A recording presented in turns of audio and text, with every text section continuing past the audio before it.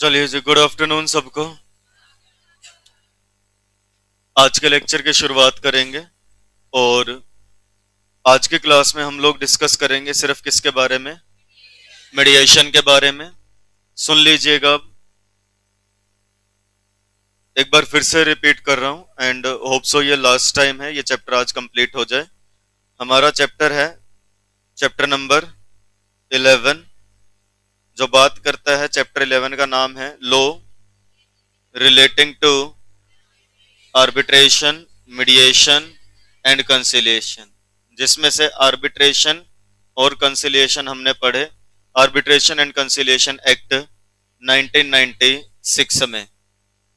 आ गई बात समझ में? और एक टॉपिक जो बचा है वो क्या बचा है? मीडिएशन, जिसके बारे में आज हम पढ़ेंगे। ऐसा है जी, अब मीडिएशन के लिए अब एक्ट आ चुका है, जिसका नाम क्या है? Mediation act 2023। आई बात समझ में? जब तक एक्ट नहीं आया था, सुन लेना ध्यान से, तो सुप्रीम कोर्ट और हाई कोर्ट ने कुछ रूल्स डिफाइन कर रखे थे। जब तक एक्ट नहीं आया था तो सुप्रीम कोर्ट और हाई कोर्ट ने कुछ रूल्स डिफाइन कर रखे थे, और उससे पहले भी इसका जिक्र हुआ था सेक्शन 89 में। सीपीसी, सिविल प्रोसीजर कोड का एक सेक्शन बताता था कि मीडिएशन के लिए भेज सकते हैं या पार्टीज को मीडिएशन के लिए कह सकते हैं।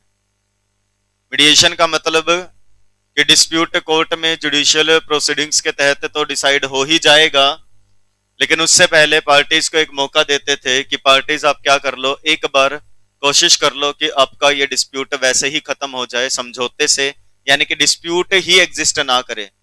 डिस्प्यूट ही एग्जिस्ट नहीं करेगा तो सॉल्यूशन देने की नीड नहीं होगी। तो इस सोच के साथ मीडिएशन की बात होती थी। तो अगर मैंने आपको ये 3 पॉइंट बताए हैं तो आप समझ ही गए होंगे अब कि मीडिएशन जब हम पढ़ेंगे तो इन तीनों के बारे में पढ़ेंगे। एक बार सेक्शन 89 भी आएगा, सुप्रीम कोर्ट हाई कोर्ट के रूल्स भी आएंगे, और वैसे अगर स्पेसिफिक बात करूं तो अब मीडिएशन के लिए क्या है जी? मीडिएशन एक्ट है। और मीडिएशन एक्ट से पहले मीडिएशन बिल आया था। तो जब तक एक्ट नहीं बना था तो बिल के बेसिस पे बात होती थी कि देखो मीडिएशन बिल में ऐसा लिखा है तो हमें ऐसे मीडिएशन करनी चाहिए। तो एक फेज ऐसा भी था। तो शुरुआत करेंगे मीडिएशन। तो कह रहे हैं जी, the adversarial method of dispute resolution is one in which the opposing claims of parties are presented to a neutral third party for resolution. एक तरीका होता है एडवर्सरियल मेथड, लाइक एडवर्स, एक दूसरे के अपोजिट में बोल करके झगड़े सुलझाना। तो उसके लिए तो क्या होता है कि दो पार्टीज जिनका डिस्प्यूट है वो एक इंडिपेंडेंट पर्सन को ढूंढते हैं और उसको कहते हैं लो जी हमारा डिस्प्यूट सॉल्व कर दो। वो एडवर्सियल मेथड है कि सामने वाला इंडिपेंडेंट पर्सन दोनों की सुन के किसी एक के पक्ष में अपना फैसला सुना देगा। ये एडवर्सियल मेथड होते हैं। और कह रहे हैं एडवर्सरियल मेथड जरूरी नहीं है, इनके अपोजिट में कुछ और भी है। As opposite to the adversarial method of dispute resolution, non adversarial ADR mechanism भी होते हैं, लाइक मीडिएशन, जो थोड़े से इनफॉर्मल होते हैं, फ्रेंडली होते हैं, सिंपलर होते हैं और जो ज्यादा अच्छे होते हैं। ठीक है जी।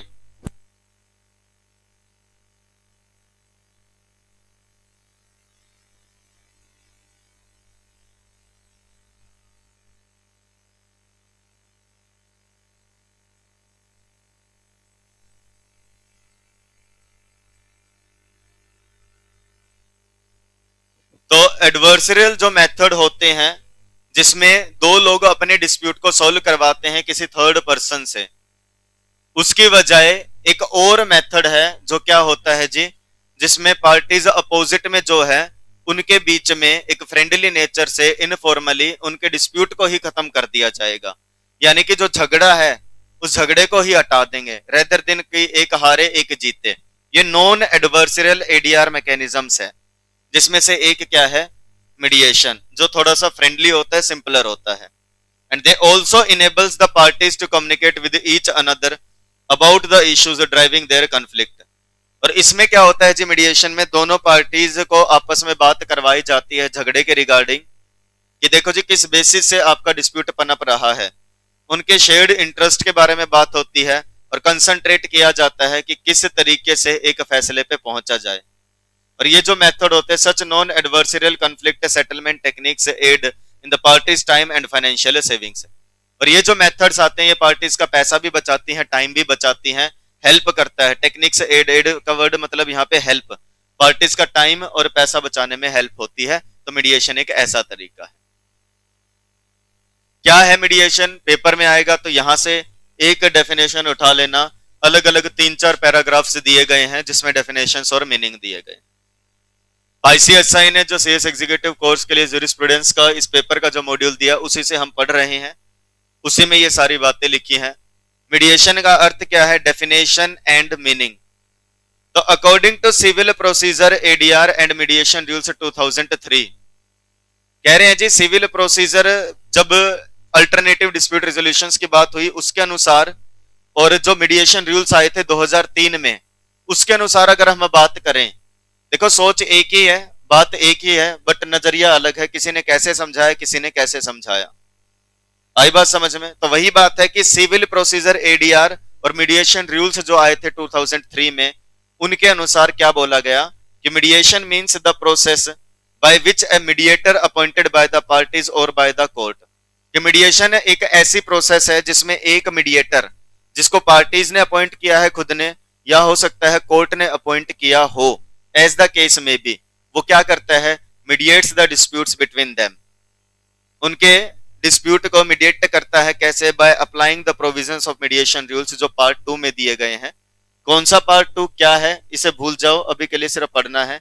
एंड इन पर्टिकुलर कैसे सोल्व करता है, बाय फैसिलिटेटिंग डिस्कशंस, उनके बीच में बात करवाता है बिटवीन द पार्टीज डायरेक्टली आपस में, और by communicating with each other through the mediator. या तो दोनों को आमने सामने बैठा के कहता है आपस में बात करो, या वो दोनों से आपस में बात करके फिर एक दूसरे से बात करता है कि देखो ये चीजें हैं। बाय असिस्टिंग द पार्टीज, उनको असिस्ट करता है कि देखो किन मुद्दों पे तुम्हारा झगड़ा है, कहां कहां पे मिसअंडरस्टैंडिंग हो रखी है, उनको क्लैरिफाई करता है, और एरियाज ढूंढता है कि कहां पे इनके बीच में कॉम्प्रोमाइज हो सकता है, और वो ऑप्शंस ढूंढ के लाता है ताकि डिस्प्यूट को सोल्व कर दे, और अपनी जिम्मेवारी समझता है डिसीजन देने के लिए जिससे दोनों का ही भला हो। ये मीडिएशन है, ये यहां समझाया गया है। एक दूसरा कह रहे मीडिएशन को समझाया गया था सेक्शन 4 में भी। किसका सेक्शन, मीडिएशन बिल का। According to section 4 of mediation bill 2021 ऐसे बताया गया क्या कि mediation shall be a process, mediation ऐसी प्रोसेस होगी, whether refer to by the expression mediation, pre litigation mediation, online mediation, community mediation, conciliation और an expression of similar import. देखा, act ने बोला मीडिएशन का मतलब इनमें से किसी भी नाम से जानते हो, चाहे आप उसको मीडिएशन कह लो, चाहे प्री लिटिगेशन केस से पहले की बातें, या मतलब केस से पहले मीडिएशन करवाई है प्री लिटिगेशन मीडिएशन, या ऑनलाइन मीडिएशन कह दो, या कम्युनिटी मीडिएशन कह दो, या कंसिलिएशन नाम दे दो, या इसी से मिलता जुलता कोई भी नाम दे दो, कुछ बुलाओ तुम। हमें अगर दिख रहा है क्या कि वहां पे वेयर बाय पार्टी और parties request a third person refer to as mediator और मीडिएशन सर्विस प्रोवाइडर, कि हमारी हेल्प करो ताकि हमारा डिस्प्यूट सेटल हो सके, तो उसको हम क्या मानेंगे, वो क्या है, मीडिएशन ही है। आपने चाहे कोई नाम दिया हो, हमें ये लगा कि आपने एक थर्ड पर्सन को, इंडिपेंडेंट पर्सन को अपॉइंट किया है अपना डिस्प्यूट सोल्व करवाने के लिए, बीच बचाव करवा के, सेटलमेंट करवा के, तो हम मान लेंगे वो मीडिएशन है। फिर चाहे आप उसको मीडिएशन बोलो, प्री लिटिगेशन मीडिएशन बोलो, ऑनलाइन मीडिएशन बोलो, कंसिलिएशन बोलो, आप कुछ भी नाम दे देना। हम अगर हमें ऐसा दिखा कि इस तरीके से सेटलमेंट करवाई जा रही है तो हम मान लेंगे कि आप मीडिएशन करवा रहे हो, भाई वो मीडिएशन ही है और कुछ नहीं। ऐसा यहां पे बोला गया। फिर अलग से बता रहे हैं आमतौर पे क्या कहते हैं, व्हाट इज मीडिएशन। कल भी बता चुका हूं, आज दोबारा बता रहा हूं, अभी पहले भी बताया। आमतौर पे मीडिएशन एक वॉलेंट्री प्रोसेस है, पार्टी सेंटर्ड है, ठीक है जी, कि पार्टीज को ध्यान में रखा जाता है। स्ट्रक्चर्ड नेगोशिएशन प्रोसेस है जहां पे एक न्यूट्रल थर्ड पार्टी हेल्प करती है पार्टीज के डिस्प्यूट सोल्व करने में, कम्युनिकेशन करवा के, नेगोशिएशन टेक्निक्स यूज करके। मीडिएशन एनकरेज करता है एक एक्टिव और डायरेक्ट पार्टिसिपेशन पार्टीज के बीच में ताकि उनका डिस्प्यूट सोल्व हो सके। Through the mediator advocates and other participates also active role in mediation, ठीक है जी। The parties play the key role in the mediation process. कह रहे एडवोकेट्स भी करवा देते हैं, कोई और भी करवा देता है, और मीडिएशन जब करवाते हैं तो पार्टीज का भी उसमें रोल रहता है। एक और पैराग्राफ दिया इसी चीज के रिगार्डिंग आपको बताने के लिए कि मीडिएशन क्या है। कह रहे mediation in essence is an assisted negotiation process. Mediation का सार क्या है? कह रहे मीडिएशन एक तरीके से अच्छे से मिलजुल के करवाने वाली प्रोसेस है, नेगोशिएशन जिसमें करवाया जाता है, पार्टीज के आपस में नेगोशिएशन करवाते हैं। Mediation addresses both the factual and legal issues and the underlying causes of the dispute. Mediation facts पे और लीगल इश्यूज पे ध्यान देता है और साथ में डिस्प्यूट के कारणों को ढूंढ के सोल्व करवाता है। बहुत ज्यादा दिया गया है कंटेंट, सुन लो फटाफट से। कि मीडिएशन एक ब्रॉडली फोकस्ड है जिसमें फैक्ट देखे जाते हैं, लॉ देखे जाते हैं, पार्टीज का इंटरेस्ट देखा जाता है, personal interest, business interest, family, social, community interest देखा जाता है। मीडिएशन का गोल ये होता है कि एक म्यूचुअली एक्सेप्टेबल सॉल्यूशन दे जो दोनों को पसंद आए, दोनों की जरूरतें पूरी कर दे, दोनों का इंटरेस्ट को प्रोटेक्ट कर ले। यानी कि मीडिएशन एक एफिशिएंट, इफेक्टिव, स्पीडी, कन्वीनियंट, कम खर्चे वाली प्रोसेस है जिसमें दोनों की म्यूचुअल रिस्पेक्ट को देखते हुए, सिविलिटी को देखते हुए, डिग्निटी को देखते हुए डिस्प्यूट को सॉल्व कर दिया जाता है। ये मीडिएशन के बारे में बातें हैं, कल भी बताई थी, आज भी बता दी। जो अच्छा लगे, जो याद होता हो, आसान लगे, वो याद कर लेना। कम से कम 5 से 6 लाइन जरूर हो आपके पास मीडिएशन के बारे में लिखने के लिए। इस सबको पढ़ के एक शॉर्ट नोट आप अपना निकाल सकते हैं कि मीडिएशन क्या है। मीडिएशन किस किस तरीके की है? तो बहुत आसान है जी। कोर्ट रेफर्ड मतलब जहां कोर्ट ने भेजा है जाओ मीडिएशन करवाओ। स्टैट्यूटरी या मैंडेटरी, जहां पे मैंडेटरी है कि मीडिएशन पहले करवानी ही होगी। प्राइवेट होती है, ऑनलाइन होती है। कौन कौन सी? ये रही, आइए एक एक करके देख लेते हैं।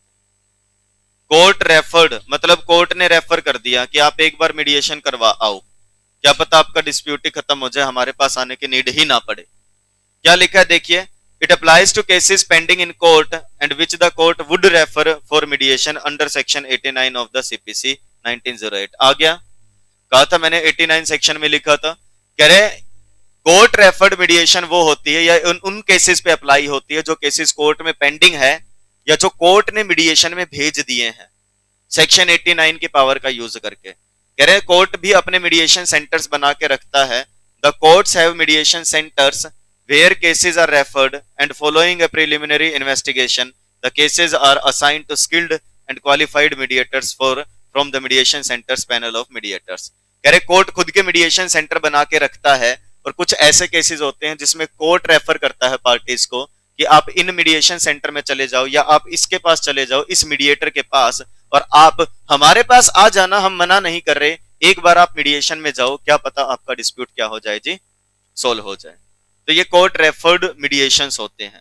एक अलग नाम भी आता है कोर्ट एनेक्स्ड मीडिएशन, मतलब जो साथ है, in court annexed mediation mediation services provided by the court as a part and parcel of same judicial system as against court referred mediation wherein the court merely refers the matter to a mediator। ये तो वो हो गया जहां court ने refer कर दिया court referred में। कोर्ट एनेक्स्ड मतलब जहां कोर्ट अपने डिस्प्यूट जब सुनता है उसी के साथ मीडिएशन करवा सकता है, कोर्ट खुद ही करवा रहा है मीडिएशन, इन बिटवीन कोशिश कर रहा है कि मीडिएशन हो जाए।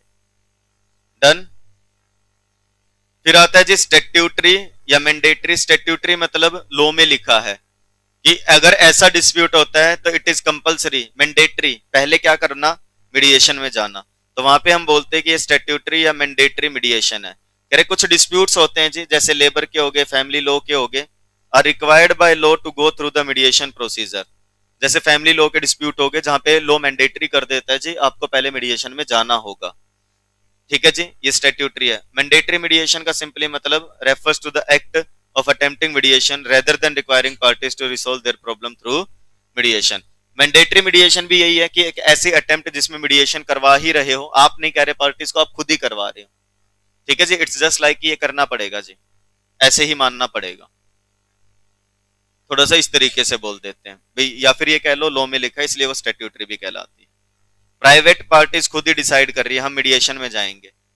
In private mediation qualified mediators अपनी सर्विसेज देते हैं private fee for service basis पे कोर्ट को या मेंबर्स को, आम जनता को या कमर्शियल सेक्टर को या गवर्नमेंटल सेक्टर को, कि किसी का अगर डिस्प्यूट हो तो आप हमारे पास आकर के मीडिएशन करवा सकते हैं।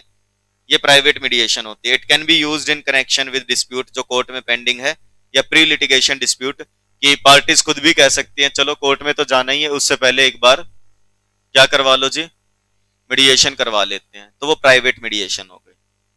ऑनलाइन नाम से ही पता लग रहा है, online mediation including pre litigation mediation may be conducted at any stage of mediation under this act with the written consent of the parties including by the use of electronic form or computer networks। आ गई बात समझ में कि computer networks का use करके या internet का use करके जब मीडिएशन करवाई जाती है तो वो क्या कहलाती है, ऑनलाइन मीडिएशन कहलाती है। समझे? फटाफट से गो थ्रू करो एक बार।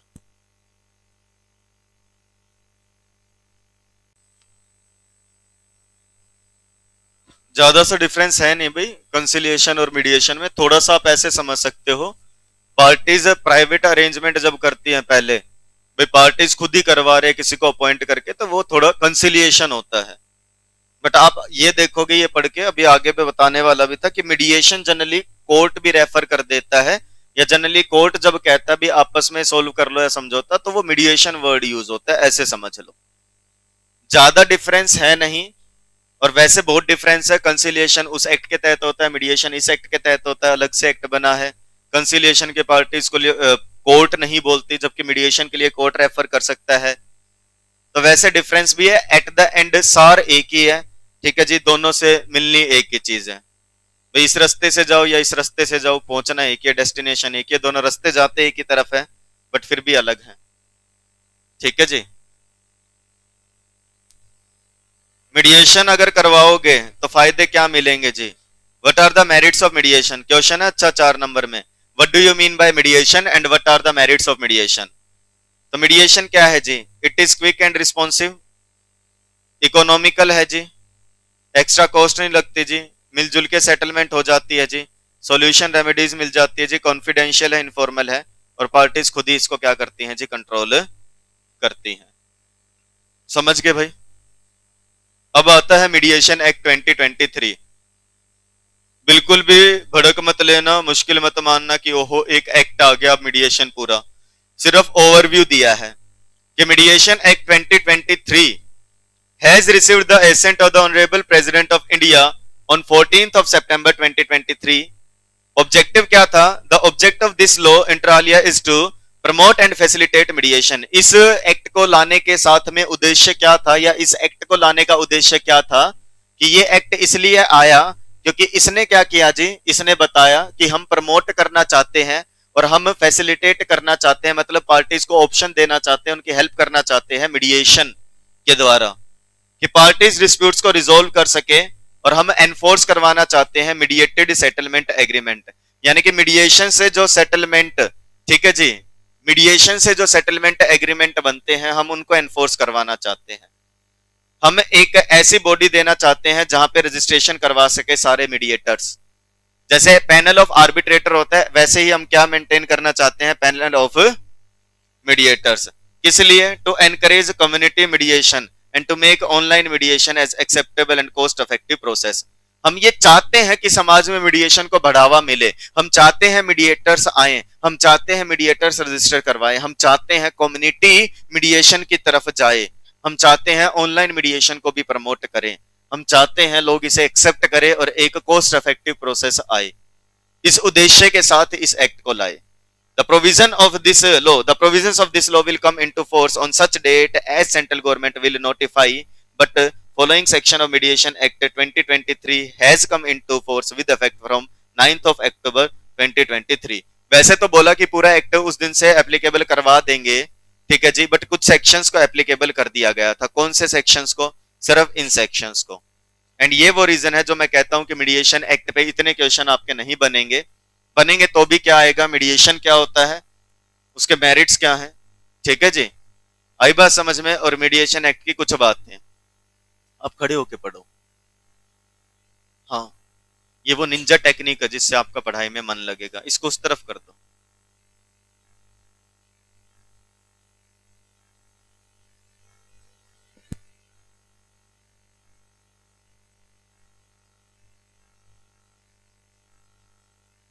आप ऐसे पढ़ो, ठीक है जी। मीडिएशन एक्ट 2023 बात करता है मीडिएशन को प्रमोट करने के लिए, और मीडिएशन के कुछ सेक्शंस। अब आप देखोगे कोई सेक्शन नहीं समझा रहे, आपको बता रहे हैं कि सबसे पहले तो लागू हुआ कौन सा जी, सेक्शन 1, जिसमें short title, extent and commencement है। शॉर्ट टाइटल क्या है? This act may be known as mediation act 2023। कहां लगेगा जी? पूरे भारत पे। कब से एनफोर्स होगा जी? उस दिन से जब सेंट्रल गवर्नमेंट बताएगी नोटिफिकेशन दे करके। और सेंट्रल गवर्नमेंट चाहे तो अपॉइंट एंड डिफरेंट डेट्स में भी अपॉइंटेड, अलग अलग तारीख बता सकती है कि ये अलग अलग तारीख है जी जब से अलग अलग प्रोविजन या अलग अलग सेक्शंस अप्लाई होंगे। And any reference in any such provision to the commencement of this act shall be considered as a reference to the coming into force of that provision। और जो भी तारीख लिख दी जाएगी, मान ली जाएगी कि वही तारीख क्या है जी, उस सेक्शन के लिए एप्लीकेबल के लिए है, और वो सेक्शन उसी दिन से एप्लीकेबल होगा। एक तो ये सेक्शन लागू कर दिया था तभी से, कभी से? इस तारीख से, 9 अक्टूबर 2023 से। दूसरा कौन सा सेक्शन एनफोर्स किया? सेक्शन 3, जिसमें क्या है? डेफिनेशन। और बहुत आसान है जी, कुछ इंपॉर्टेंट डेफिनेशंस जो लागू की थी उस दिन से। पहला, commercial dispute. You know what is commercial dispute? बोले कमर्शियल डिस्प्यूट वही डिस्प्यूट है जी जो कमर्शियल कोर्ट एक्ट 2015 के section 2 sub section 1 close C में बताया है। सिंपल। वहां क्या लिखा है ये तब पढ़ेंगे जब सीपीसी पढ़ेंगे, अभी इतनी भड़क नहीं लेनी। आपको पता है कम्युनिटी मीडिएटर कौन है? कह रहे कम्युनिटी मीडिएटर का मतलब ऐसा मीडिएटर जो कम्युनिटी मीडिएशन करवाता है चैप्टर 10 के तहत। तो जो कम्युनिटी मीडिएशन करवाए वो कम्युनिटी मीडिएटर कहलाए। सिंपल।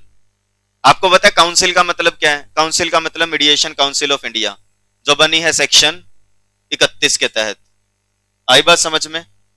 जो किसके तहत बनी है? सेक्शन 31 के तहत। कोर्ट एनेक्स्ड पढ़ लिया, जब कोर्ट खुद ही करवाता है मीडिएशन।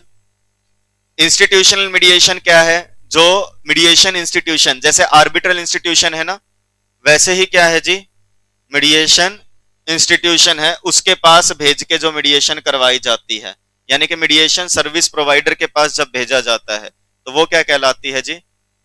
Institutional mediation. ठीक है जी।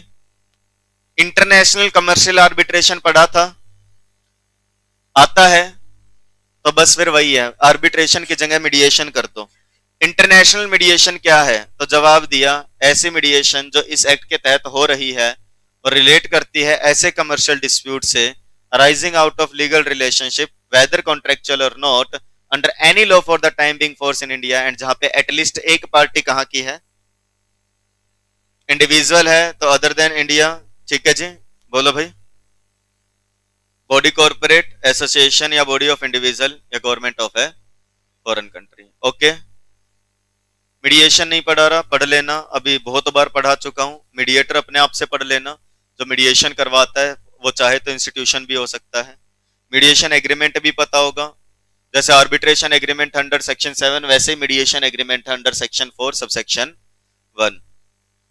मीडिएशन कम्युनिकेशन क्या है? मीडिएशन के दौरान जितनी भी कम्युनिकेशन होगी आपस में वो सारी क्या कहलाएगी? मीडिएशन कम्युनिकेशन कहलाएगी। ठीक है जी। मीडिएशन कम्युनिकेशन मतलब ऐसी कम्युनिकेशन ई फॉर्म में है या कुछ लिख करके बोल करके किसी डॉक्यूमेंट में इंफॉर्मेशन में है जो किससे रिलेटेड है? मीडिएशन से। और इसमें मीडिएशन एग्रीमेंट भी आता है जी और सेटलमेंट एग्रीमेंट भी आता है। ठीक है जी। मीडिएशन इंस्टीट्यूशन पढ़ लेना, क्या है मीडिएशन इंस्टीट्यूट? वो है जो मीडिएशन के लिए ट्रेनिंग करवाता है, एजुकेशन देता है, सर्टिफिकेशन देता है मीडिएटर्स को।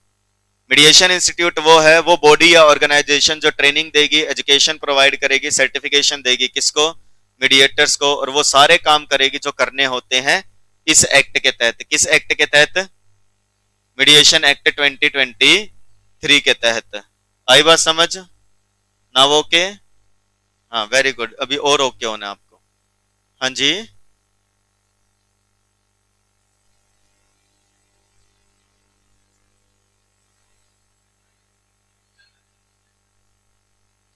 मीडिएशन सर्विस प्रोवाइडर कौन है?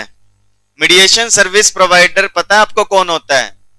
मीडिएशन सर्विस प्रोवाइडर होता है वो जो सेक्शन 40 सब सेक्शन 1 में बताया, वही होता है।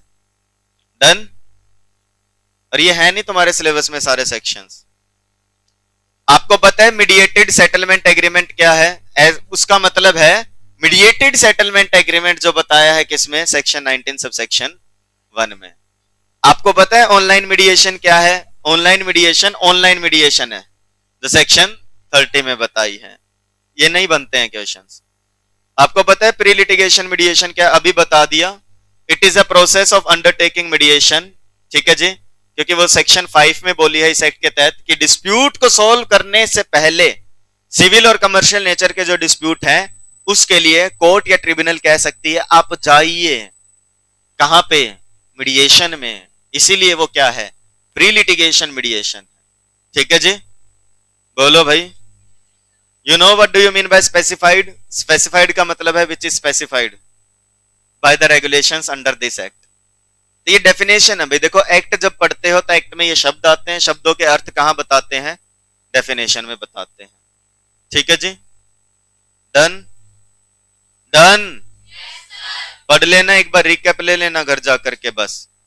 फिर आपको बता रहे हैं कि इस चैप्टर में सेक्शन 31 से 38 किससे रिलेटेड है? मीडिएशन काउंसिल ऑफ इंडिया से। बस ये याद करना है कि इसके कुछ सेक्शंस है जो मीडिएशन काउंसिल ऑफ इंडिया के बारे में बताते हैं। उन सेक्शंस में क्या मिलेगा? काउंसिल क्या है, काउंसिल बॉडी कॉर्पोरेट होगी, काउंसिल के मेंबर कौन होंगे, उनकी सैलरी क्या होगी, रेम्युनरेशन क्या होगा, फंक्शंस क्या होगा, रेजिग्नेशन कब दे सकते हैं, टेन्योर क्या होगा, यही लिखा है। सेंट्रल गवर्नमेंट नोटिफिकेशन दे करके बना सकती है इस एक्ट के तहत एक काउंसिल। काउंसिल का नाम क्या पड़ेगा? इसलिए वो ड्यूटीज और वो फंक्शन करने के लिए जो इस एक्ट के तहत बताए गए हैं। कॉम्पोजिशन क्या होगा काउंसिल का? कह रहे वही होगा जी जो किसके तहत है? 32 में बताया गया है। और बाकी प्रोविजन वैकेंसी वगैरह के, resignation, removal, appointment, this that, ये सब किसमें है? 31 से 38 में है। ओके बोलो भाई। ये वो सेक्शन है जो लागू हो चुके हैं। देखो सीक्वेंस में नहीं है, सेक्शन 3, 4, 5, 6 या 31 तक नहीं दिख रहे। फिर 39 से 44 कुछ नहीं कह रहे, 45 से 47 मीडिएशन फंड बनेगा। अकाउंट्स क्या होंगे? इनके अकाउंट्स की ऑडिट भी होगी। और सेंट्रल गवर्नमेंट की क्या पावर है इस चीज के लिए? सेंट्रल गवर्नमेंट डायरेक्शंस इशू कर सकती है। सेक्शन 45 में लिखा है मीडिएशन फंड बनाना है और इस फंड में कौन कौन सी अमाउंट आएगी ये बताना है। फर्दर इस फंड से रिलेटेड अकाउंट्स भी बनाए जाएंगे काउंसिल के, और उन अकाउंट्स की ऑडिट कौन करेगा? CAG. You know what is CAG? Okay very good, अच्छी बात है, पता है तो ठीक है जी। डन। वो कैग क्या करेगा जी? ऑडिट करेगा इनकी कि कितने खर्चे कर रहे हैं, सही कर रहे हैं या नहीं कर रहे, और ये ऑडिट की जाती है किसके द्वारा? कैग के द्वारा। इसके अलावा कौन कौन सी पावर है, कौन कौन से फंक्शंस है, काउंसिल कैसे कैसे बाउंड होगी, सेंट्रल गवर्नमेंट क्या डायरेक्शंस इशू कर सकती है, सब किसमें बताया जाता है? बोलो भाई। ये सब किसमें बताया गया है? सेक्शन 45 से 47 में। फिर कह रहे जी 50 से 54 किस चीज से रिलेटेड है? तो सेक्शन 50 से 54 रिलेटेड है, प्रोटेक्शन दी गई है, रूल रेगुलेशन बनाने की पावर दी गई है, और इस एक्ट में जितनी भी डिफिकल्टीज आती हैं सेंट्रल गवर्नमेंट उनको रिमूव कर सकती है। सेक्शन 50 कहता है कोई सूट या प्रोसीडिंग्स या लीगल प्रोसीडिंग नहीं होगी सेंट्रल गवर्नमेंट के अगेंस्ट या स्टेट गवर्नमेंट के अगेंस्ट या उनके किसी भी ऑफिसर के अगेंस्ट या मेंबर ऑफिसर के अगेंस्ट जो काउंसिल के मेंबर हैं, या मीडिएटर के अगेंस्ट, या मीडिएशन इंस्टीट्यूशन के अगेंस्ट, या मीडिएशन सर्विस प्रोवाइडर के अगेंस्ट जो अगले ने गुड फेथ में की है अंडर मीडिएशन एक्ट 2023 की है। इट मींस मीडिएशन एक्ट में जो बातें लिखी हैं उसके अनुसार चाहे काउंसिल काम करे या गवर्नमेंट काम करे, सेंट्रल गवर्नमेंट या स्टेट गवर्नमेंट, या उनका ऑफिसर काम करे, या मीडिएटर काम करे, या मीडिएशन सेंटर काम करे, या मीडिएशन सर्विस प्रोवाइडर काम करे, जो भी इस एक्ट के तहत मीडिएशन करवाने के लिए गुड फेथ में काम कर रहा है, सही से काम कर रहा है, तो उसके ऊपर क्या नहीं किया जाएगा जी? कोई भी लीगल प्रोसीडिंग्स नहीं ली जाएगी। ये इसलिए बनाया गया ताकि अच्छे से लॉ को अप्लाई किया जा सके और किसी के ऊपर या कोई रुकावट ना आए मीडिएशन को बढ़ावा देने में। डन। मीडिएशन एक्ट के लिए रूल्स रेगुलेशंस बनाने की पावर किसके पास? सीजी के पास। The power of making the rules has been given to CG and the regulations can be made by the mediation council. Rule कौन बना सकता है? सीजी। और रेगुलेशंस कौन बनाएगा? Mediation council. दोनों में फर्क होता क्या होता है किसी दिन बाद में बता दूंगा। मैंने कहा था एक पॉइंट ऐसा है कि जब भी कोई रूल्स वगैरह बनते हैं तो उसे दोनों हाउसेज में रखना पड़ता है पासिंग के लिए, और मैंने कहा था एक बार समझा रहा हूं, रोज रोज नहीं समझाऊंगा, वही पॉइंट है ये। कि जो भी नोटिफिकेशन रूल रेगुलेशन बनेंगे वो ईच हाउस के सामने रखे जाएंगे जब वो सेशन में हो, 30 दिन के लिए, एक बारी में भी हो सकता है या सक्सेसिव सेशंस में भी हो सकते हैं। और वो उनको क्या कर देंगे, या तो मॉडिफाई कर देंगे या उनको मना कर देंगे। तो एज द केस में भी जो भी ऑर्डर इशू किया वही क्या हो जाएगा जी, अप्लाई हो जाएगा। डन। फिर ये लिखा है अगर कोई डिफिकल्टी आती है तो, जैसे अपन ने पढ़ा ना 50 से 54 है, तो जैसे ये 50 बता दिया, ये 51 52 हो गए, 53 हो गए, इसी तरीके से ये 54 हो सकता है। ऐसे अलग अलग सेक्शन अपने को याद नहीं करने कि अगर कोई डिफिकल्टी आ रही है तो सेंट्रल गवर्नमेंट वो रूल बना सकता है जो इनकंसिस्टेंट ना हो इस एक्ट के साथ, और जो उसको नेसेसरी लगे डिफिकल्टी दूर करने के लिए। बट कभी भी ऐसा ऑर्डर पास मत करना जब इस एक्ट को आए को 5 साल हो जाए। याद है आर्बिट्रेशन में 2 साल पड़े थे, यहाँ पे कितने हैं, 5 साल। यानी कि 5 साल तक इसको अच्छे से अप्लाई करने में जो भी रुकावटें आ रही है, डिफिकल्टी आ रही है, उस चीज के लिए सीजे रूल बना सकती है। इस एक्ट का सेक्शन 56 और 57 डील करता है उन प्रोसीडिंग से रिलेटेड और ट्रांजिटरी प्रोविजंस। ट्रांजिटरी, ट्रांजिशन का मतलब होता है बदलाव जब आता है, तो जो ये बदलाव आ रहा है इससे रिलेटेड कुछ प्रोविजंस दिए गए हैं। ये एक्ट अप्लाई नहीं होगा या act does not apply in relation to किसी ऐसे मीडिएशन या कंसिलिएशन से जो मीडिएशन या कंसिलिएशन शुरू हो चुकी है, किससे पहले, इस एक्ट के आने से पहले। यानी कि इस एक्ट के आने से पहले जो मीडिएशन या कंसिलिएशन चल रही है उस पे क्या नहीं होगा, ये एक्ट अप्लाई नहीं होगा। यानी कि the rules in force governing the conduct of court annexed mediation shall continue to apply until regulations are made under section 15 subsection 1। यानी कि जो कोर्ट ने पहले से रूल्स वगैरह बता रखे हैं वही एप्लीकेबल रहेंगे। यानी कि the rules shall continue to apply in all court annexed mediation pending as on date the coming into force of the regulation. यानी जब तक रेगुलेशन नहीं आती या तो जो पुराने रूल्स है वही लागू रहेंगे उन सारे मीडिएशन पे जो इस एक्ट से पहले शुरू हो चुकी है। ये कुछ एक्ट्स के नाम दिए गए हैं कि कौन कौन से एक्ट में, कह रहे कई सारे लॉ हैं भाई जो अलग अलग डिस्प्यूट रिड्रेसल मैकेनिज्म बताते हैं, तो हम आपको कुछ एक्ट के नाम दे रहे हैं जिनमें मीडिएशन की बात होती है, या कह लो मीडिएशन करवा सकते हो या मीडिएशन में जो भेजते हैं। Done done. ये थोड़ा सा होमवर्क है, इसमें सेक्शन 89 के बारे में बात हुई है कि कैसे सेक्शन 89 मीडिएशन की बात करता था। ये आपको अपने आप से पढ़ने हैं दोनों केस लो एक बार। ये मार्क कर लेना, क्वेश्चन है difference between arbitration and mediation. कर लोगे सेल्फ? कह रहे दोनों अच्छे ऑप्शन है जी, दोनों डिस्प्यूट को सोल्व करते हैं, बट दोनों में फर्क है। मीडिएशन में म्यूचुअल एग्रीमेंट आता है, जबकि आर्बिट्रेशन लिटिगेशन जैसा है जिसमें अवॉर्ड आता है लाइक एन ऑर्डर।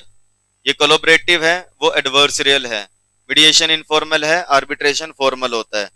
मीडिएशन का आउटकम पार्टीज कंट्रोल कर सकती है, यानी कि पार्टीज चाहे तो एग्री करे चाहे तो मना करे, लेकिन आर्बिट्रेशन को पार्टीज कंट्रोल नहीं करती, आर्बिट्रेटर कंट्रोल करता है। डिस्प्यूट, मीडिएशन में डिस्प्यूट चाहे तो मीडिएशन से भी सोल्व हो सकता है, ठीक है जी, और हो सकता है किसी के फेवर में आए या ना आए, डिस्प्यूट सोल्व भी हो या ना हो, बट आर्बिट्रेशन अगर हो गई तो डिस्प्यूट पक्का पक्का सोल्व होगा, आइदर पार्टी फेवर, चाहे इसके फेवर में जाए चाहे उसके फेवर में जाए। ओके जी, यहां तक कुछ पूछना है तो बता दो।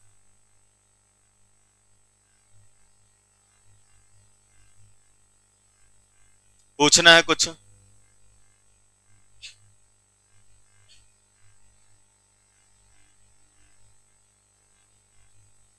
नॉर्मल की क्या परिभाषा है?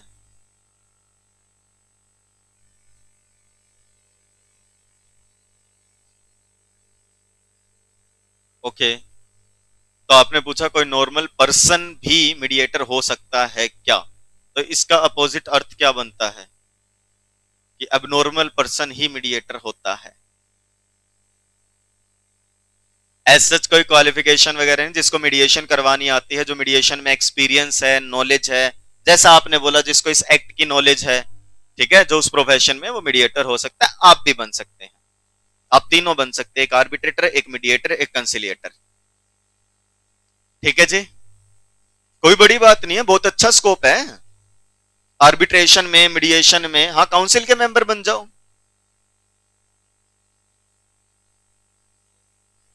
स्कोप पूछते हो ना तुम जब आते हो, सीएस का स्कोप क्या है, और हम कहते हैं स्कोप तो बहुत है, हम बताएंगे तो तुम समझ नहीं पाओगे, क्योंकि उस समय पे हम बोल दे कि आपका स्कोप है, आप मर्चेंट बैंकिंग में जा सकते हैं, आप आर्बिट्रेशन, कंसिलिएशन, मीडिएशन करवा सकते हैं, इंसॉल्वेंसी करवा सकते हैं, financial advisory, taxation, labour law, ठीक है जी, आईपीआर, आईपीएल, अलग अलग मैटर्स हो गए, तब आप समझोगे नहीं। जितने भी intellectual property laws, Indian premier league के अलावा भी बहुत कुछ है जीवन में। इंसॉल्वेंसी एक्सपर्ट बन जाओ, क्या करवाते हो जी? कंगाली करवाते हैं जी। किस चीज के एक्सपर्ट हो जी? बंद करवाने के, बिजनेस करवाने? हाँ, किस चीज का एक्सपीरियंस है? इंसॉल्वेंसी का एक्सपीरियंस है जी, बैंकरप्सी का। कंगाल करवाते हैं जी बढ़िया से, जल्द से जल्द। और क्या, आई बात समझ में? नहीं पढ़ोगे, नहीं मेहनत करोगे जीवन में, तो फिर एक दिन ये बोलोगे करवाते नहीं है जी, हम तो खुद ही। ठीक है जी, पढ़ाई का बहुत फर्क है भाई। ठीक है, शब्द वही होते हैं बट बोलने का तरीका बदल जाता है। कभी ऐसा होता है आपके घर में कोई कजन आता है या कोई और पर्सन पढ़ा लिखा आता है ना जी, तब आपको बोला जाता है। तुम्हारे साथ भी हो सकता है, जब आप सीएस बन के जाओगे अपने रिलेटिव्स के, उनके बच्चे जब आपको देखेंगे तो उनके घर वाले बोलेंगे कि आओ बैठो, बोलेंगे बच्चों को, बोलेंगे उनको पानी लाओ भैया के लिए, सीखो भैया से कुछ। ठीक है, सीएस बने हैं, आई बात समझ में? सीखो दीदी से कुछ, दीदी ने मेहनत की है। ये शब्द होंगे, मजाक नहीं। उन छोटे छोटे बच्चों को बोला जाएगा कि बैठाओ भैया आए हैं, दीदी आई है, पानी लाओ दीदी के लिए, भैया के लिए, सीखो भैया से, दीदी से। नहीं पढ़ोगे, नहीं मेहनत करोगे, होना तो यही है, बट शब्द भी यही होंगे, भावनाएं बदल जाएंगी। आओ बैठाओ, पानी लाओ भैया के लिए, सीखो। आई बात समझ में? शब्द वही होंगे। ठीक है, देख लो, आ रही है बात समझ में? आई बात समझ में? ये फर्क है भाई। हाँ, एक्सपीरियंस होल्डर हूं, इसलिए तुम्हें बता रहा हूं। ठीक है जी, ऐसा ना हो कभी मैं मेरे बच्चों को कहूं कि देखो रोबिन आया है, सीखो, पढ़ाया था इसको, नहीं माना, नहीं समझा, है ना, पिलाओ पानी चाचू को, या मामा बनेगा। आइए अब, और कुछ बाकी है? टेंशन मत ले, लाइक शेयर सब्सक्राइब कीजिएगा। Mediation rules made by higher courts. Higher courts कौन होते हैं? हाँ, घबराओ मत, सही कह रहे, सुप्रीम कोर्ट और हाई कोर्ट दोनों ही हायर कोर्ट्स होते हैं। ठीक है जी, supreme court manual, supreme court ने एक मैनुअल, एक ड्राफ्ट, एक रिपोर्ट, कुछ भी डॉक्यूमेंट कह लो, तैयार करके दिया था जब तक मीडिएशन एक्ट नहीं आया था। देखो क्या था, 89 में लिख दिया था, सेक्शन 89 में, आप पढ़ोगे ना तब दिखेगा भी, मैं पढ़ा ही देता हूं। देखो, सुप्रीम कोर्ट ने एक मीडिएटिंग ट्रेनिंग मैनुअल इशू की थी, उसमें बताया था बेनिफिट्स क्या होते हैं या सुटेबल क्यों है एडीआर मेथड्स, क्यों जुडिशियल प्रोसीडिंग्स के अलावा, लिटिगेशन के अलावा आप अल्टरनेटिव्स ढूंढ सकते हो। And it aims at facilitating and help guiding mediation in growing not as an ADR mechanism but as another effective mode of dispute resolution. Supreme court ने एक मैनुअल इशू किया था जिसमें बताया था मीडिएशन क्या है, मीडिएशन के बेनिफिट्स क्या होते हैं, क्यों मीडिएशन एक अच्छा अल्टरनेटिव नहीं बल्कि एक ऑप्शन है, अल्टरनेटिव क्यों बोल रहे हो इसको, ये भी एक तरीका है डिस्प्यूट को सॉल्व करने का। तो ये एक यूनिफॉर्म ट्रेनिंग मैनुअल था जो पूरे इंडिया में लागू किया गया था, जिसको यूज कर सकते थे ट्रेनर्स जो ट्रेनिंग करवाते हैं, मीडिएटर्स, जजेस, लिटिगेंट्स जो डिस्प्यूट के लिए आए हैं, जो सोल्व करवाने के लिए। रेफरल जजेस का मतलब जो जजेस रेफर करते हैं, जो मीडिएशन करवाते हैं, ऐसा समझ लो। And so far as formal litigation system is concerned, तो mediation along with other method of ADR, इसको भी स्टैट्यूटरी रिकॉग्नाइज किया गया था। ये रहा civil procedure code amendment act 1999 में, जिसमें सेक्शन 89 आया था, उसमें अमेंडमेंट आई थी कि मीडिएशन के लिए बोल सकते हैं। तो वहां ये तो लिख दिया था मीडिएशन के लिए बोल सकते हैं, बट मीडिएशन के लिए कोई कानून नहीं था। तो सुप्रीम कोर्ट ने बोला चिंतित क्यों हो, हम आपको सुप्रीम कोर्ट मैनुअल देते हैं जिसमें हम आपको बहुत सारी बातें बताएंगे। दीपिका जी फोकस कर लो, ठीक है जी। कई सारे बातें बताई कि कैसे कैसे आप मीडिएशन करवा सकते हो, मीडिएशन के फायदे क्या हैं। उसमें लिखा था ये क्या कि mediation is a dynamic process in which the mediator assist the parties to negotiate a settlement for resolving their dispute and in doing so the mediator uses the 4 functional stages of mediation. कह रहे mediation एक ऐसी process होती है जिसमें mediator parties को assist करता है एक सेटलमेंट करवाने के लिए ताकि उनका डिस्प्यूट सॉल्व हो जाए। और मीडिएशन कैसे होती है, कह रहे इन स्टेजेस में होती है। पहले इंट्रोडक्शन एंड ओपनिंग स्टेटमेंट जिसमें सब कुछ बताएंगे, फिर जॉइंट सेशन दोनों को साथ बैठाएंगे, फिर सेपरेट सेशन जिसमें अलग अलग बैठाएंगे, एंड देन क्लोजिंग। ऐसे कह रहे ये फंक्शनल स्टेजेस यूज कर सकते हो आप एक इनफॉर्मल एंड फ्लेक्सिबल मैनर में ताकि मीडिएशन करवा सको। मीडिएशन प्रोसेस गेन्स मोमेंटम, कि मीडिएशन आगे बढ़े।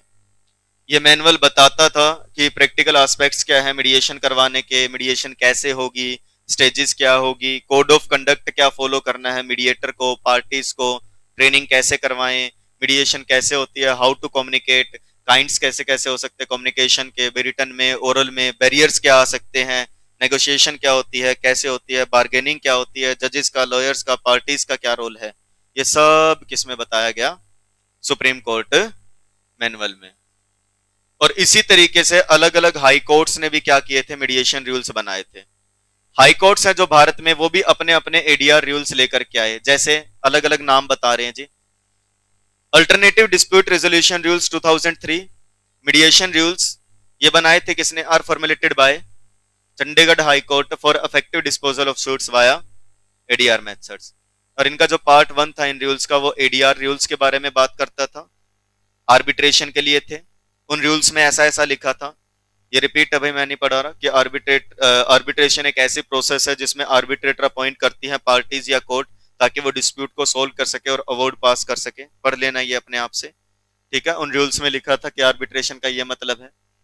फर्दर उन्होंने ये भी बताया था उन रूल्स में कि कंसिलिएशन एक ऐसी प्रोसेस होती है जिसमें कंसिलिएटर अपॉइंट होता है पार्टीज या कोर्ट के द्वारा एज द केस में भी, और वो डिस्प्यूट को कंसिलिएट करता है। और उसकी पावर भी लिखी गई है 67 से 73 में उस एक्ट के। कैसे, प्रपोजल देता है सेटलमेंट का और फिर फॉर्मुलेट करता है या रीफॉर्मुलेट करता है और सेटलमेंट करवा देता है। रिपीटर पढ़ चुके हैं। तीसरा कह रहे हैं उन रूल्स में मीडिएशन के बारे में भी बताया था, ये भी सेल्फ पढ़ लेना कि इसमें मीडिएटर अपॉइंट होता है पार्टीज या कोर्ट के द्वारा जो मीडिएट्स करवाता है डिस्प्यूट को। कैसे, जैसे मीडिएशन रूल्स है। अब समझो ये जो रूल्स आए थे इनके पार्ट 1 में तो बात हुई थी आर्बिट्रेशन मतलब एडीआर के बारे में, और ज्यादा फोकस था आर्बिट्रेशन का। और इन्हीं रूल्स का जो पार्ट 2 था उसमें फोकस था किस चीज पे, मीडिएशन पे। और उन रूल्स में एक और ऑप्शन बताया था कि जुडिशियल सेटलमेंट क्या होती है, मतलब जुडिशियली भी आप सेटलमेंट करवा सकते हो, डिस्प्यूट का फैसला नहीं, कि जुडिशरी की भी हेल्प ले सकते हो, ठीक है जी। लीगल सर्विसेज अथॉरिटीज एक्ट है एक, लोक अदालत बनाई जाती है उसके तहत, आपको पता होगा, पढ़ा भी होगा, पेपर दिया होगा 100 नंबर का। इसमें जुडिशियल सेटलमेंट, लोक अदालत में भी जा सकते हो आप सेटलमेंट करवाने के लिए, ठीक है जी। लोक अदालत क्या होती है ये आपको यहां नहीं पढ़ना है, बट लोक अदालत के लिए ना कि एक वर्ड, एक लाइन यूज की जाती है, एक फ्रेज कुछ इस तरीके से कि प्रॉपर याद नहीं है, बट उसमें कुछ ऐसा लिखा हुआ है कि देखो भाई भाई लोक अदालत की गंगा आई, कि जब भी कोई डिस्प्यूट हो तो डिस्प्यूट सोल्व करने के लिए दोनों को बुलाया जाता है कि आओ या देखो भाई भाई लोक अदालत की गंगा आई। इस तरीके से बोलते कि न्याय के लिए पवित्र है जैसे गंगा, उस तरीके के लिए लोक अदालत के लिए यूज करते हैं। जुडिशियल सेटलमेंट का मतलब बोला गया, देखो आर्बिट्रेशन बता दिया इन रूल्स में, कंसिलिएशन बता दिया, मीडिएशन। आर्बिट्रेशन के लिए कहते हैं वही जो आर्बिट्रेशन एक्ट में है, कंसिलिएशन के लिए भी वही बोले जो वहां लिखा है, मीडिएशन के लिए ये बता दिया, और जुडिशियल सेटलमेंट कहते हैं इट मींस है final settlement by way of compromise before किसके सामने, अ लोक अदालत, और बिफोर है सुटेबल इंस्टीट्यूशन और पर्सन जिसको योग्य माना गया है सेटलमेंट करवाने के लिए, कि वो सेटलमेंट करवा सकता है बिफोर है लोक अदालत। और ये आते किसके मीनिंग में, ये रहा उस एक्ट का नाम, लीगल सर्विसेज अथॉरिटीज एक्ट 1987। और आपको पता है जब ये मीडिएशन एक्ट नहीं था सिलेबस में, ये 2 अटेम्प्ट से पहले नहीं था मीडिएशन एक्ट, बिल था, और उससे पहले बिल भी नहीं था, तो उससे पहले ये रूल्स पढ़ाते थे और इस पे क्वेश्चन बन जाता था कि मीडिएशन रूल्स क्या कहते हैं। अब नहीं बनता है, बट पढ़ना है, बहुत आसान है, एक पेज पे नोट्स बना लेना। Mediation rules part 1, part 2, part 1 arbitration पे फोकस करता है, पार्ट 2 मीडिएशन पे, और लोक अदालत के बारे में भी बताया है। इन रूल्स का रूल 5 है जो बताता है, ये जो हमने रूल्स दिए हैं इसमें प्रोसीजर दिया है कि कोर्ट कैसे कैसे अलग अलग जगह भेज सकता है सेटलमेंट के लिए, arbitration, mediation, conciliation, judicial settlement. और उसी के रूल 4 में लिखा है high court shall take steps की ट्रेनिंग करवाए ताकि एडीआर मैकेनिज्म अच्छे से चल सके। ये रिपीट है। पार्ट 2 फोकस करता है जी मीडिएशन और कंसिलिएशन पे, इसलिए इनको मीडिएशन रूल भी बोल देते हैं। रूल 2 और 3 बात करते हैं कि कैसे मीडिएटर कंसिलिएटर अपॉइंट करेंगे। रूल 4 बताता है मीडिएटर कंसिलिएटर की क्या क्या पावर्स होंगी या क्या क्या क्वालिफिकेशन होनी चाहिए। ये रहा, इसके अनुसार मीडिएशन चलती थी। उसमें लिखा गया था जनरली कि जो रिटायर्ड जजेस है सुप्रीम कोर्ट के, या रिटायर्ड जजेस हैं हाई कोर्ट के, या रिटायर्ड डिस्ट्रिक्ट सेशन जज है, या एडिशनल डिस्ट्रिक्ट सेशन जज है, या रिटायर्ड सिविल जज है, या लीगल प्रैक्टिशनर्स जो एडवोकेट्स है जिनको कम से कम 5 साल का एक्सपीरियंस है बार का, सुप्रीम कोर्ट, हाई कोर्ट या डिस्ट्रिक्ट कोर्ट का, वो क्या कर सकते हैं जी मीडिएशन करवा सकते हैं, मीडिएटर बन सकते हैं। रूल्स में लिखा है, ये एक्ट में नहीं लिखा। कहां लिखा है? रूल्स में, मीडिएशन रूल्स में। एक्सपर्ट अदर प्रोफेशनल जिनको कम से कम 15 साल का एक्सपीरियंस हो, सीनियर एग्जीक्यूटिव्स या सीनियर ब्यूरोक्रेट्स कह लो, या जो रिटायर हो चुके हैं, जो इस फील्ड में हैं, प्रोफेशनल्स हैं, वो बन सकते हैं।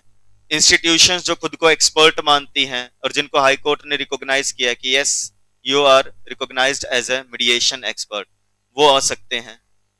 ठीक है, वो बन सकते हैं। इनके रूल 5 में लिखा है कि कौन पर्सन डिस्क्वालिफाइड है मीडिएटर या कंसिलिएटर बनने के लिए। तो लिख दिया भाई, कोई भी पर्सन जो इंसॉल्वेंट हो जाता है, या कोई भी पर्सन जिसके अगेंस्ट क्रिमिनल चार्जेस हैं, मॉरल टर्पिट्यूड के, या क्रिमिनल कोर्ट में चार्जेस पेंडिंग है, या कोई पर्सन जो कन्विक्टेड हो चुका है क्रिमिनल कोर्ट में, अपराधी पाया गया मॉरल टर्पिट्यूड का, या कोई भी पर्सन जिसके अगेंस्ट डिसिप्लिनरी प्रोसीडिंग चल रही है कॉम्पिटेंट अथॉरिटी या किसी कोर्ट में और उसको पनिशमेंट मिल चुकी है, वो नहीं बन सकता। या सच अदर कैटेगरीज जो हाई कोर्ट बता देगा, वो क्या नहीं बन पाएंगे? मीडिएटर नहीं बन पाएंगे। और ये जो रूल्स आए थे ये प्रोसीजर भी बताते थे कि मीडिएशन कैसे होगी। वो प्रोसीजर रूल 10 में बताया गया था। उसमें लिखा था कुछ ऐसे कह लो कि उन रूल्स में लिखा था मीडिएटर कंसिलिएटर कोशिश करेंगे एक वॉलंटरी रेजोल्यूशन करवाने की dispute by the parties, communicate करेंगे एक दूसरे पार्टी से, हर पार्टी से, ठीक है जी, उनका व्यू लेंगे, ओपिनियन लेंगे, उनकी हेल्प करेंगे। ये रिपीट हो रहा है जो ऊपर पढ़ा था, याद हो तो। याद है क्या बताया था मीडिएशन रूल्स में? मीडिएशन क्या होती है? मिसअंडरस्टैंडिंग्स कम करेंगे, प्रायोरिटीज बताएंगे, कॉम्प्रोमाइज कहाँ हो सकता है, ऑप्शंस क्या है डिस्प्यूट सोल्व करने के, ये पार्टीज की रिस्पॉन्सिबिलिटी होती है। ठीक है, थोप नहीं सकते, रूल 15 में ये लिखा था, बट आप बता सकते हो पार्टीज चाहे तो कि मीडिएशन कर लो। देखो यहाँ पे पढ़ा था अपन ने, आज जब मीडिएशन शुरू किया था,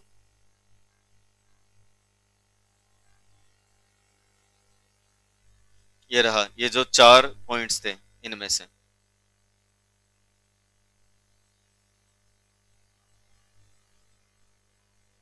सबसे पहले ये रहा, अकॉर्डिंग टू मीडिएशन रूल्स 2003, यही वाला पढ़ाया अभी सेम।